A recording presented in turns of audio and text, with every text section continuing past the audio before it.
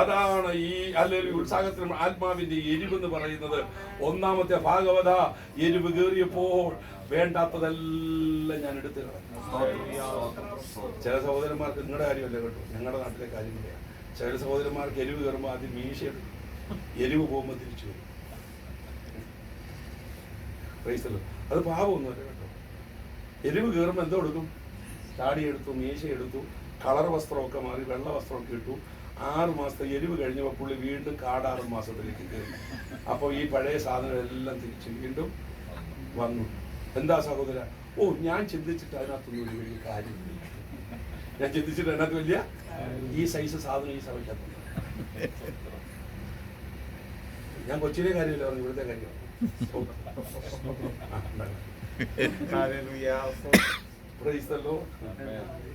അതല്ല എരിവെന്ന് പറയുന്നത്, അതിന്റെ പേര് ഇളക്കപ്പിരിവ് എന്ന. ഇളകിയപ്പം ഇതൂടെ അങ്ങ് ഇളക്കി കളഞ്ഞെന്നേ. ഇളക്കം നിന്നപ്പോ ഇതിങ്ങി തിരിച്ചു. അതിന്റെ പേര് എരിവെന്നല്ല, ഇളക്കപ്പരിപ്പം. ദൈവത്തിന്റെ ജനത്തിന് വേണ്ടിയത് ഇളക്കപ്പരിപ്പല്ല, സാക്ഷാൽ ഉണർവാണ്, സാക്ഷാൽ എരിവാണ്. 84 ഞാൻ വിവാഹം കഴിക്കുന്നത് ജനുവരി മാസത്തിൽ. ഒക്ടോബർ 31 ഇന്ദിരാഗാന്ധി മരിക്കുന്നത് 84 ഒക്ടോബർ 31. അന്നേക്ക് 10-40 ദിവസം മുമ്പ് പരിശുദ്ധാത്മാവിൽ എന്നെ കൊണ്ട് വിളിച്ചു പറയിച്ചു, നമ്മുടെ ഇന്ത്യൻ പ്രധാനമന്ത്രി ഇങ്ങനെ മരിക്കുന്ന കാഴ്ച ഞാൻ ആത്മാവിൽ കണ്ടു. എന്നെ ഒരു പിക്ചർ കാണിച്ചിട്ട് പറഞ്ഞു, വെടിയേറ്റ് മരിക്കാൻ പോവാ, സഭയെ പറയാൻ പറഞ്ഞു. സഭക്കാർ പറഞ്ഞു, അയ്യോ ഇത് അന്താരാഷ്ട്ര വിഷയമാ, വാസ്തവയെ പുറത്തെങ്ങും പറയരുത്.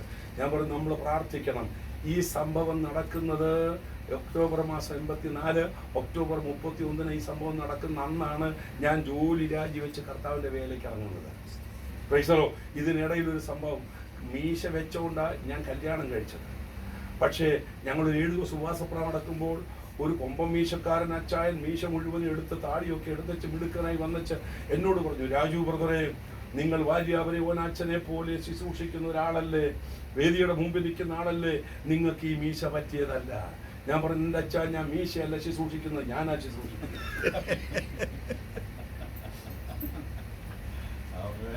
അച്ചായന്റെ വിചാരം എന്റെ മീശയായി ശുശ്രൂഷിക്കുന്നത്, നല്ല അച്ഛാ, ഞാനാണ് ശുശ്രൂഷിക്കുന്നത്. സ്വത്രം.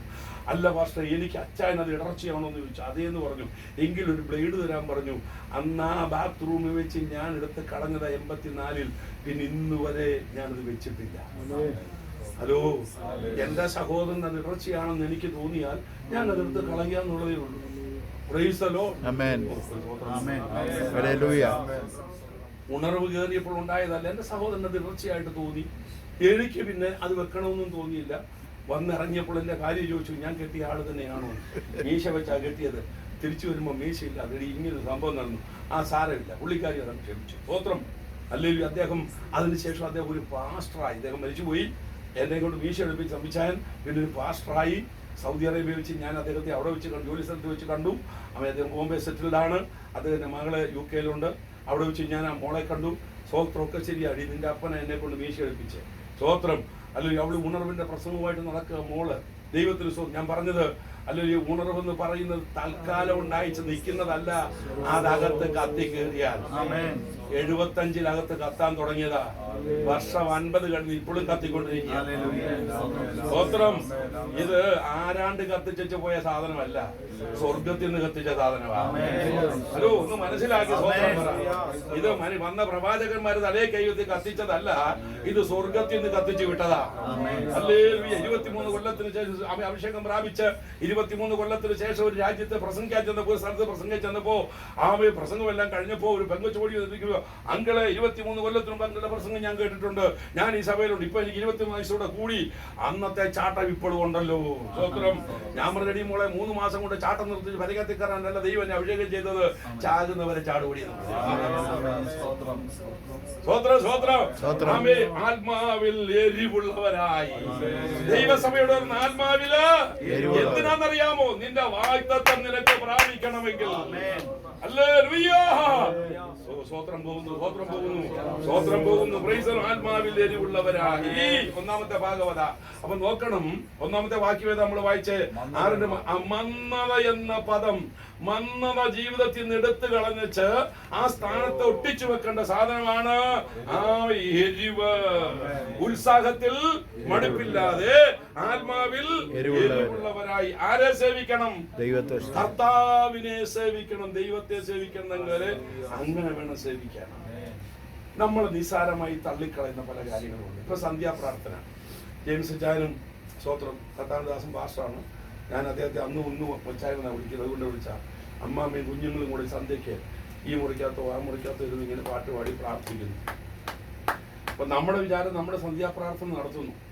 നമ്മൾ സന്ധ്യയ്ക്ക് പ്രാർത്ഥിച്ചു, ആത്മാർത്ഥമായിട്ട് പ്രാർത്ഥിച്ചു, പ്രാർത്ഥനയെല്ലാം കഴിഞ്ഞ് നമ്മൾ കേൾക്കണം. പക്ഷെ നമ്മുടെ പ്രാർത്ഥന പുറത്തുനിന്ന് ശ്രദ്ധിക്കുന്ന എത്ര പേരുണ്ടെന്ന് എനിക്കറിയാം. എൻ്റെ അമ്മ എൻ്റെ പെങ്ങളുടെ വീട്ടിൽ താമസിക്കുമ്പോൾ അവിടെ കിടന്ന മരിക്കുന്ന തമിഴ്നാട്ടിൽ കന്യാകുമാരി ഡിസ്ട്രിക്റ്റിൽ സ്തോത്രം ആണ് എൻ്റെ പെങ്ങളെ താമസിക്കുന്നത്. അവള് താമസിക്കുന്ന വീട്ടിൽ എൻ്റെ അമ്മ, ഞാൻ ഗുജറാത്തിൽ, എൻ്റെ അനിയന് ഡൽഹിയിൽ, ഇടയ്ക്കിടയ്ക്ക് ഞങ്ങളുടെ കൂടെ വന്ന് നിൽക്കും. എങ്കിലും പെങ്ങളോട് ഇച്ചിരി സ്നേഹം കൂടുതലായതുകൊണ്ടും പിന്നെ കൊച്ചു പിള്ളേരുള്ളത് കൊണ്ടും അമ്മയ്ക്ക് അമ്മയുടെ കൂടെ അങ്ങ് നിൽക്കണമെന്ന് ഞങ്ങൾ രണ്ടുപേരും സംബന്ധിച്ച് കൊള്ളാൻ സ്വന്തം. അങ്ങനെ അവിടെ നിൽക്കുമ്പോൾ അമ്മ ഇതുപോലെ അല്ലല്ലോ, റോഡ് സൈഡിൽ ആ വീട്, കഥ അടച്ചിട്ടച്ച് ജനലുകളെല്ലാം തുറന്നിട്ടിരിക്കുക. അവിടെ അമ്മയ്ക്ക് പ്രാർത്ഥിക്കാൻ സ്ഥിരം ഒരു പായുണ്ട്. ആ പായലോട്ട് ഇരുന്നിച്ച് നല്ല നീട്ടി 2-3 പാട്ടങ്ങ് പാടും, നല്ലപോലെ പാടും, രാഗത്തിൽ പാടും. പാട്ടെല്ലാം കഴിഞ്ഞിച്ച് ഒരു വചനമൊക്കെ എടുത്ത് അപ്പോഴത്തെ പിള്ളേരെല്ലാം വന്ന് അവിടെ പായൊക്കെ ഇട്ട് താഴെ ഇരിക്കും. ഈ അമ്മ നല്ലതുപോലെ ഒരു വചനമൊക്കെ എടുത്ത് വായിച്ചിച്ച് അമ്മ അങ്ങോട്ട് പ്രാർത്ഥിക്കും. അതുവഴി തുണിക്കച്ചവടം ചെയ്യുന്ന ഒരു കൊച്ചൻ, ഈ തലച്ചുമടെ സന്ധ്യയ്ക്ക് സന്ധ്യയാകുമ്പോൾ എല്ലാം റോഡിലിട്ട് വിൽക്കുന്നവനാ, ഒരു തമിഴനായ കൊച്ചൻ ഈ തുണി ചുമടുമായിട്ട് വരുമ്പോൾ ഈ അമ്മച്ചിയുടെ വീട്ടിൽ പ്രാർത്ഥന നടക്കുമ്പോൾ ഇവന് ഈ മതിലിനോട് ചേർന്ന് ഈ തുണിക്കെട്ടെടുത്ത് മതിലിന്റെ മണ്ടയെ വെച്ചിട്ട് ഈ അമ്മയുടെ പ്രാർത്ഥന കേട്ടോണ്ട് എന്നും അവിടെ നിൽക്കും. ഒരു ദിവസം അവൻ അവിടെ നിന്ന് അങ്ങ് രക്ഷിക്കും. ഹലോ, അവൻ സ്നാനപ്പെട്ടു. ഇന്ന് 3-4 ചർച്ചിന്റെ പാസ്റ്ററാണ്. അവനോട് ഈ അമ്മ സൂചനം പറയാൻ പോയില്ല, പാട്ട് പഠിപ്പിക്കാൻ പോയില്ല, വേദോസം വായിച്ച് പറഞ്ഞില്ല. ഈ പ്രാർത്ഥന വഴിയെ പോയവനെ രൂപാന്തരപ്പെടുത്തി. അകത്തുനിന്ന് പുറപ്പെടുന്ന ആത്മാവിന്റെ പ്രാർത്ഥന കേൾക്കുന്ന ജീവിതങ്ങളെ രൂപാന്തരപ്പെടുത്തുന്നു. അവിടെ വലിയ പ്രസംഗമൊന്നും പ്രസംഗിച്ചില്ല. പത്തനംതിട്ടയിൽ നിന്ന് അദ്ദേഹത്തിന് വലിയൊരു ചർച്ച ഉണ്ട്. കുലശേഖരത്ത് വലിയൊരു ചർച്ച ഉണ്ട്. വേറെ എവിടെയൊക്കെ ഉണ്ട്. ഞാൻ ഇടയ്ക്ക് പ്രസംഗിക്കാൻ പോയി. ഒരു ദിവസം ഞാൻ എന്നെ ശുശ്രൂഷിക്കാൻ അവിടെ ചെന്ന് വിളിച്ചു. ഞാൻ എഴുന്നേൽക്കുന്ന വിദ്യാഭ്യാസ സ്റ്റേജിൽ കയറി എന്ന് പറഞ്ഞ് സാക്ഷ്യമായത് ഈ വന്നിരിക്കുന്ന ദൈവദാസന്റെ മാതാവ് സന്ധ്യാപ്രാർത്ഥനയ്ക്ക് റോഡ് സൈഡിൽ ഉള്ള വീട്ടിനകത്ത് സന്ധ്യയ്ക്കിരുന്ന് പ്രാർത്ഥിക്കുമ്പോൾ ആ പ്രാർത്ഥന ചുറ്റുപാടുള്ളവർക്കെല്ലാം കേൾക്കാം. ഞാൻ തുണിച്ചോടുമായിട്ട് അവിടെ നിന്നുകൊണ്ട് ഈ പ്രാർത്ഥന കേൾക്കും. ഒരു ദിവസം അവിടെ വെച്ച് പ്രാർത്ഥിച്ച പ്രാർത്ഥന എന്റെ ഹൃദയത്തെ രൂപാന്തരപ്പെടുത്തി. അങ്ങനെ ഞാൻ ഈ ദൈവത്തെ കണ്ടത്. എരിവോടെ പ്രാർത്ഥിക്കുന്ന പ്രാർത്ഥനയുണ്ടല്ലോ, ആ പ്രാർത്ഥന കേൾക്കുന്നവന് വരെ വിടുതലാ. സ്തോത്രം. അടുത്ത 2ാമത്തെ ഭാഗം, നിങ്ങൾ മന്ദതയുള്ളവരാകാതെ. അപ്പൊ 2ാമത്തെ ഭാഗമാണ് വിശ്വാസം. ഇന്നലെ നമ്മൾ അതിനെക്കുറിച്ച് കുറച്ച് കാര്യങ്ങൾ പറഞ്ഞു. വിശ്വാസം എന്നാൽ എന്ന് പറഞ്ഞ ആ നിർവചനത്തിന്റെ അർത്ഥം ഞാൻ ഇന്നലെ രാത്രി പറഞ്ഞില്ല. ആ നിർവചനത്തിന്റെ അർത്ഥം വേറൊന്നുമല്ല, കാണാത്ത കാര്യങ്ങളുടെ നിശ്ചയം. നമ്മുടെ കർത്താവായ യേശുവിനെ നമ്മൾ ആരും ഇതുവരെ കണ്ടിട്ടില്ല. കണ്ട വല്ലവരും ഉണ്ടോ? ആരും കണ്ടിട്ടില്ല. പക്ഷെ കാണാത്ത കാര്യങ്ങൾക്ക് നമുക്ക് എന്തോ ഉണ്ട്, ഒരു നിശ്ചയമുണ്ട്. അവൻ ഇരിക്കുന്നത് പോലെ തന്നെ ഞാൻ അവനെ ചെന്ന് കാണുമെന്ന് ഉള്ള വിശ്വാസത്തിന്റെ കാര്യമാണ് എബ്രായർ 11-ാം അധ്യായത്തിൽ എഴുതി വെച്ചിരിക്കുന്നത്. സ്തോത്രം. അല്ല, നിങ്ങളോട് പറഞ്ഞ ദൈവത്തിന്റെ ദൂതിന്റെ ആഴവും അർത്ഥവും ഒന്നും നിങ്ങൾ വേണേ അങ്ങനെ വ്യാഖ്യാനിച്ചോ. ഇതിന് വ്യാഖ്യാനം ഇതാണ്, താൻ ഇരിക്കുന്ന പോലെ. വിശ്വാസം എന്നതോ എന്റെ ആശ എന്തുവാ? എന്റെ ആശ എന്നും എന്റെ രക്ഷിതാവിലാകയാൽ എന്നാശ പോലവൻ വന്നെന്നെ ചേർത്തുകൊള്ളുമേ. ഇങ്ങനെ പാട്ടില്ലയോ? എന്റെ ആശ എന്നും എന്തുവാ? അയ്യോ, എനിക്കിവിടെ 5 ഏക്കർ സ്ഥലം കിട്ടുമേ, എനിക്കൊരു മാളിക പണിയാമേ, ഇതാണോ എന്റെ ആശ? ഇവിടെ നീ മാളിക പടിഞ്ഞാലും മാളിക പടിഞ്ഞിലും കുടിലിൽ കിടന്നാലും, ഇവിടെ നിനക്ക് ജോലി ഉണ്ടെങ്കിലും ജോലി ഇല്ലാതെ ദരിദ്രനായി ജീവിച്ചാലും, നിന്റെ ഉള്ളത്തിൽ കർത്താവ് ഉണ്ടെങ്കിൽ നീ പോയി അവൻ ഇരിക്കുന്ന പോലെ അവനെ കാണും. ഈ ഭൂമിയിൽ കാണപ്പെടുന്ന ഒരു കാര്യത്തിന്റെയും കാര്യമല്ല അവിടെ വ്യാഖ്യാനിക്കുന്നത്. എന്റെ യേശു കർത്താവ് ഇരിക്കുന്ന പോലെ തന്നെ അവിടെ ചെന്ന് ഞാൻ മുഖാമുഖമായി ഇന്ന് ഞാൻ വിശ്വാസത്താൽ അവനെ കാണുന്നു. അന്ന് ഞാൻ നേരിട്ട് കാണുമെന്ന് എന്റെ ആശ. നീ തെറ്റരുത് കേട്ടോ. സ്വത്രം വല്ലൊക്കെ കേട്ട അതാശ ഇതാശ എന്ന് പറയരുത്. ഇല്ല, നമ്മുടെ കർത്താവിനെ നാം കാണുമെന്നുള്ളത് നമ്മുടെ പ്രത്യാശ, നമ്മുടെ ആശയത. ഉറപ്പുള്ളവര് കൈപൊക്കി ഹല്ലേലൂയ പറഞ്ഞാൽ ഓസ്ട്രേലിയക്ക് വിടാൻ പോകുന്ന പറയില്ല. എനിക്ക് ഓസ്ട്രേലിയയും അമേരിക്കയും കാനഡയും ഒന്നും ദൂതില്ല. എനിക്ക് നിത്യതയിൽ പോകുന്ന ദൂത് മാത്രമേ ഉള്ളൂ. ഹല്ലേലൂയ. മറ്റേ ദൂതാന്ന് നല്ല ഹല്ലേലൂയ ഇവിടെ പൊട്ടും, പടക്ക പൊട്ടുന്ന ഹല്ലേലൂയ. സ്തോത്രം. ഹല്ലേലൂയ. എന്റെ പൊന്ന് ദൈവമക്കളെ, നിങ്ങൾ ഏത് രാജ്യത്ത് അയച്ചാലും നിങ്ങൾ പോയി ജീവിച്ചു. നിങ്ങൾക്ക് എത്ര നന്മ കിട്ടിയാലും നിങ്ങൾ മേടിച്ചു. നിങ്ങൾ എങ്ങനെ വേണേലും കർത്താവിന്റെ സന്നിധി വചനപ്രകാരം എങ്ങനെ വേണേലും ജീവിച്ചു. സ്തോത്രം. പക്ഷേ കാഹളം ധ്വനിക്കുമ്പോൾ അവിടെ കാണണം. വേറെ ഒന്നും എനിക്ക് വിഷയമില്ല. നിങ്ങൾ ഏത് രാജ്യത്ത് വാർത്താലും, എത്ര രൂപ ശമ്പളം മേടിച്ചാലും, എന്നാ ബിസിനസ് ചെയ്താലും, എന്തൊക്കെ ചെയ്താലും നിങ്ങളെല്ലാം ചെയ്തോ. പക്ഷേ കാഹളം ധ്വനിക്കുമ്പോൾ നമ്മൾ അവിടെ കാണണം. അപ്പൊ നമ്മൾ ഇവിടെ എങ്ങനെയാ ജീവിക്കേണ്ടത് ചോദിച്ചാൽ, നമ്മുടെ നാട്ടിലെ 2 ചെടികളുണ്ട്. ഒന്ന് കുരുമുളക് ചെടി, 2 അമൃതവള്ളി. 2 മരത്തെ കൂടെ പടർന്നു കയറുന്ന വള്ളികളാണ്. കുരുമുളകിന് കയറണമെങ്കിൽ ഒരു മരം വേണം, അമൃതവള്ളിക്ക് കയറണമെങ്കിൽ ഒരു മരം വേണം. ഈ കുരുമുളക് കൊണ്ട് ചുവട് വെട്ടിയിട്ട് അതിനെ പിടിച്ച് വലിക്കാൻ നോക്കിയാൽ വലിച്ചവൻ അതേ ഞാന്ന് കിടക്കുകയല്ലാതെ കുരുമുളക് വള്ളി പറഞ്ഞു വരുത്തില്ല. കാരണം അതിന്റെ വേര് ആ വൃക്ഷത്തിനകത്തോട്ട് ഇറങ്ങി ചെന്നിട്ട് അള്ളിപ്പിടിച്ചിരിക്കുക. വെട്ടിമുറിച്ച് കളയല്ലാതെ വലിച്ചെടുക്കാൻ കഴിയത്തില്ല. ഇതാണ് കുരുമുളകിന്റെ പരിപാടി. എന്നാൽ അമൃതവള്ളി മരത്തെ കൂടാ കയറുന്നേ. ഇവന്റെ മൂട് വെട്ടിയിട്ട് ഒരു കൈ കൊണ്ട് ഒന്ന് വലിച്ചാ തൊട്ടാ മതി, മണ്ട തൊട്ട് താഴെ വരെ അടന്ന് താഴെ വീഴും. പുള്ളി മരത്തെ കയറുന്നെങ്കിലും പുള്ളിക്ക് മരവുമായിട്ട് വലിയ ബന്ധമുണ്ട്. ഹലോ, നമ്മൾ ലോകത്തിലാണ് ജീവിക്കുന്നതെങ്കിലും ലോകവുമായിട്ട് നമുക്ക് വലിയ ബന്ധമൊന്നുമില്ല. ഉണ്ടായിട്ടായിരിക്കും സ്വോത്രം പറയണം. സ്വോത്രം പറയണം. നമുക്ക് ലോകവുമായിട്ട് വലിയ ബന്ധമൊന്നുമില്ല. നമ്മൾ കണ്ട ലോകമൊന്നുമല്ല ഇത്. അമ്മ ഇത് സോദോം ഗോമോറ പോലെ ആയി ലോകം. ഞങ്ങളൊക്കെ കൊച്ചി പട്ടണത്തിൽ എങ്ങനെയും അവിടെ ഇട്ട ചൂടാൻ ശ്രമിച്ചിട്ട് കർത്താവ് വിടുന്നില്ല. എന്താന്ന് അറിയത്തില്ല. അതുകൊണ്ട് അവിടെ കിടക്കുക. സോദോം ഗോമോറയേക്കാൾ കഷ്ടമാണ് ഞങ്ങളുടെ ദേശം. എല്ലാ ദേശത്തിലും ഇതുണ്ട്. Praise the Lord. എന്ന ദൈവമക്കളോട് പറയാം, നമ്മൾ അമൃതവള്ളി പോലെ ഇവിടെ കിടക്കണം. അവൻ ചുവടൊന്നും മുറിച്ച ഒന്ന് വലിച്ചാൽ മണ്ട മുതൽ താഴെ വരെ വരുന്ന പോലെ നമുക്ക് ഇവനുമായിട്ട് വലിയ ബന്ധമൊന്നുമില്ല. ലോകം വിട്ടവരാണ് നമ്മള്. ലോകം മറന്നവരാണ് നമ്മള്. നമ്മുടെ ലോകത്തിന്റെ സന്തതികളല്ല. ഒരു സ്വതന്ത്രോട് പറഞ്ഞാൽ ഞാനത് ഇനിയും പ്രസംഗിക്കാതിരിക്കും. വിശ്വാസം ഒത്തിരി ഉണ്ട്. 7 ലെവലുണ്ട് വിശ്വാസത്തിന്. അങ്ങോട്ട് എങ്ങും കയറാൻ നേരമില്ലാത്തതുകൊണ്ട് ഞാൻ അടുത്ത ഭാഗത്തേക്ക് ഓടിപ്പോകുന്നു. വായിച്ചാട്ടെ. വിശ്വാസത്താലും ദീർഘക്ഷമ. അപ്പൊ ഞാൻ ദീർഘക്ഷമയെ കുറിച്ച് പഠിപ്പിച്ചു. കർത്താവായ യേശു ക്രിസ്തു നമ്മളോട് എങ്ങനെയാ ക്ഷമിച്ചേ? ദീർഘമായി ക്ഷമിച്ച പോലെ നമ്മൾ എന്തോ ചെയ്യണം? ഭർത്താവ് ഭാര്യയോടും ക്ഷമിക്കണം, ഭാര്യ ഭർത്താവിനോടും ക്ഷമിക്കണം. നമ്മുടെ വീടുകൾക്കകത്തൊരു ക്ഷമ നടക്കണം. സ്വോത്രം. അമേൻ. ഫാമിലി കോൺഫറൻസ് അല്ല, അല്ലായിരുന്നെങ്കിൽ ചൂട് അങ്ങോട്ട് കയറാൻ. അപ്പോൾ ഒന്ന് ഞാൻ പ്രസംഗിച്ചിട്ട് വരിക UK വലിയൊരു ഫാമിലി കോൺഫറൻസ് പ്രസംഗിച്ച് വരിക. അന്ന് ഞാനിത് പറഞ്ഞു. ഈ ദീർഘക്ഷമ എന്ന് പറയുന്ന കർത്താവ് നമ്മളോട് കാണിച്ച ക്ഷമ നമ്മൾ പരിസരങ്ങളോട് മാത്രം കാണിച്ചാൽ പോരാ, നമ്മുടെ വീട്ടിലുള്ളതിനോട് എന്തോ ചെയ്യണം. എൻ്റെ ഭാര്യ എത്ര കുറ്റം എന്നോട് ചെയ്താലും സൂര്യൻ അസ്തമിക്കുന്നതിന് മുമ്പേ അത് ഞാൻ ക്ഷമിച്ചിട്ട് ഞാൻ എൻ്റെ ഭാര്യയോട് സോറി പറഞ്ഞിട്ടുണ്ട്. ഞാൻ വഴക്ക് പറയും. അതെനിക്ക് തെറ്റായിട്ട് തോന്നി. ഞാൻ സന്ധ്യയ്ക്ക് സോറി പറഞ്ഞിട്ട് പിന്നെ ഞങ്ങളുടെ കൂടെ പ്രാർത്ഥിക്കാതിരിക്കും. എൻ്റെ കുഞ്ഞിനോട് ചിലപ്പോൾ ഞാൻ വഴക്ക് പറയും. അപ്പോൾ എനിക്ക് തോന്നുന്നു, അയ്യോ ചെയ്തത് ശരിയായില്ലല്ലോ എന്ന് എനിക്ക് തോന്നിയാൽ ആ വിശ്വാസം കുഞ്ഞിനെ വഴക്ക് പറഞ്ഞാൽ അടയാളം കൊടുത്താലും സോറി പറഞ്ഞ കാര്യമൊന്നുമില്ല. എങ്കിലും എന്നെ കണ്ടു വേണ്ടേ അവള് വളരാൻ. മോനെ സോറി കേട്ടോ, അപ്പോഴേക്ക് അന്നേരത്തെ ദേഷ്യത്തിന് പിടിച്ച് 2 തന്നതാ. സോദരം ഇനി അങ്ങനെ മോനൊന്നും കുറ്റമൊന്നും ചെയ്യരുത് കേട്ടോ എന്നൊക്കെ പറഞ്ഞ് നമ്മുടെ വീട്ടിനകത്തൊരു ക്ഷമയുടെ അന്തരീക്ഷം ഉണ്ടായാൽ അതിനകത്തെ പ്രാർത്ഥനയുടെ ഖനം എന്തായിരിക്കും അറിയാവോ? അതിനകത്തെ അഭിഷേകത്തിന്റെ ഖനം എന്താണെന്ന് അറിയാവോ? നമുക്ക് പറയാനൊക്കത്തില്ല. അത്ര വലിയ അഭിഷേകം പോയി ഇറങ്ങും. ദീർഘക്ഷമ, ദൈവത്തിന് സ്തോത്രം. ഇനി 4ാമത്തെ വിഷയമാണ് ദൈവേഷ്ടം ചെയ്ത് വാഗ്ദത്തം പ്രാപിപ്പാൻ എന്തോ വേണം? സഹിഷ്ണുത എന്ന് പറഞ്ഞ പദം അത്ര ചെറിയ പുള്ളിയൊന്നും അല്ല, അതൊരു വലിയ പുള്ളിയാണ്. സഹിഷ്ണുത, സ്തോത്രം. പലർക്കും ഇല്ലാത്തൊരു സാധനത്തിന്റെ പേരാ സഹിഷ്ണുത. ഇന്ന് ഇസ്രായേൽ യുദ്ധം ചെയ്യാനുള്ള കാരണം ഒരു സഹോദരിയുടെ അസഹിഷ്ണുതയാണ് ഈ യുദ്ധത്തിന്റെ പുറകിൽ. അല്ല, മനസ്സിലായി? അബ്രഹാമിനെ ദൈവം വിളിച്ചു. വൈകിട്ടെടുക്കാം. അബ്രഹാമിനെ ദൈവം വിളിച്ചു.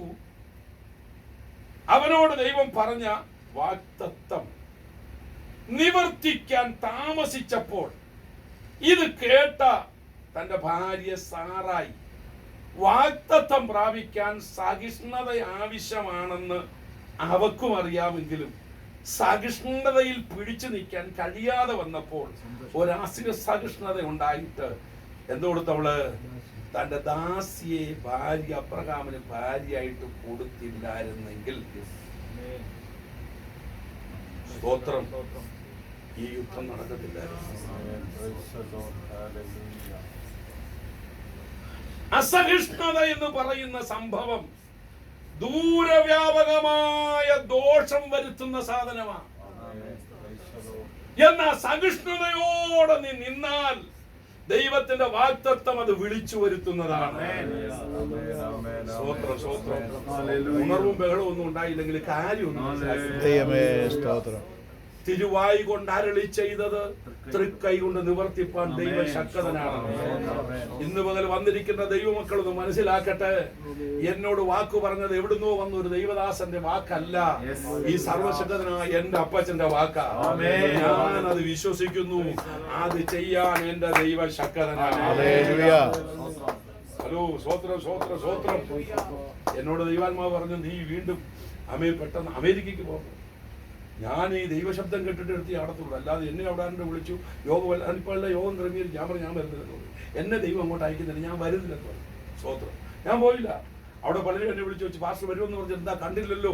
ഞാൻ പറഞ്ഞു ദൈവം എന്നെ അയച്ചില്ല, അതുകൊണ്ട് ഞാൻ വന്നില്ല, ഞാൻ വരുന്നില്ല.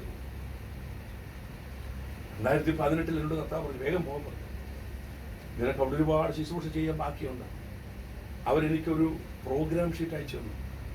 ഞാൻ വീട്ടിൽ നിന്ന് ഇറങ്ങിയപ്പോൾ ഈ പ്രോഗ്രാം ഷീറ്റ് വീട്ടിലിട്ട് മറന്നുപോയി, തിരക്കിനിടെ വിട്ടുപോയി.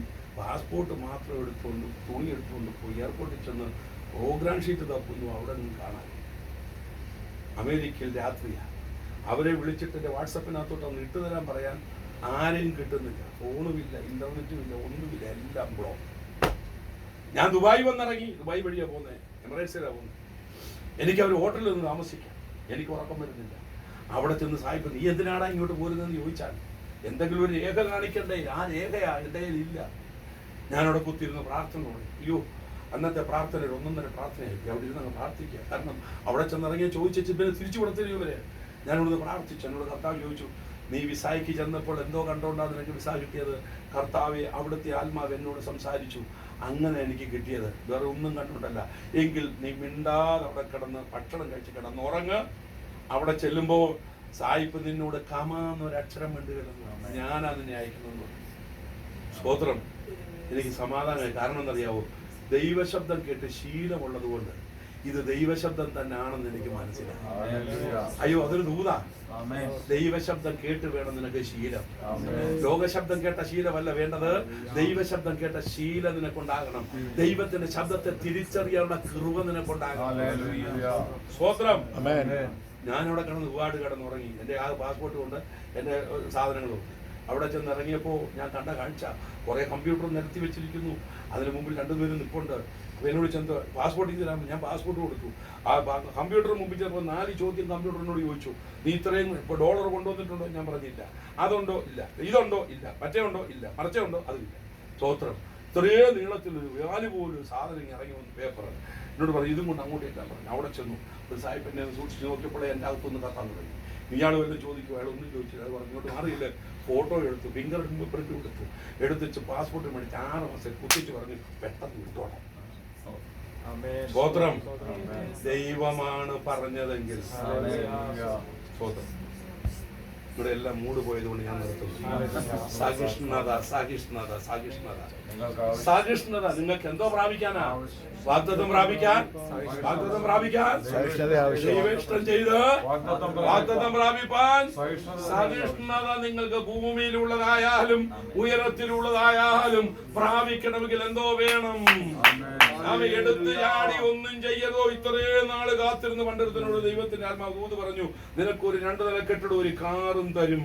പുള്ളി കുത്തിയിരുന്ന് പ്രാർത്ഥിക്കാൻ തുടങ്ങി. പ്രാർത്ഥിച്ച് 1 കൊല്ലമായിട്ട് 2 നിലയില്ല, 1 നിലയില്ല. ഒടുവിൽ പുള്ളി പ്രാർത്ഥിച്ച്, കർത്താവേ 2 നിലയിലും കുഴപ്പമില്ല, 1 നിലയായാലും തിരക്കില്ല.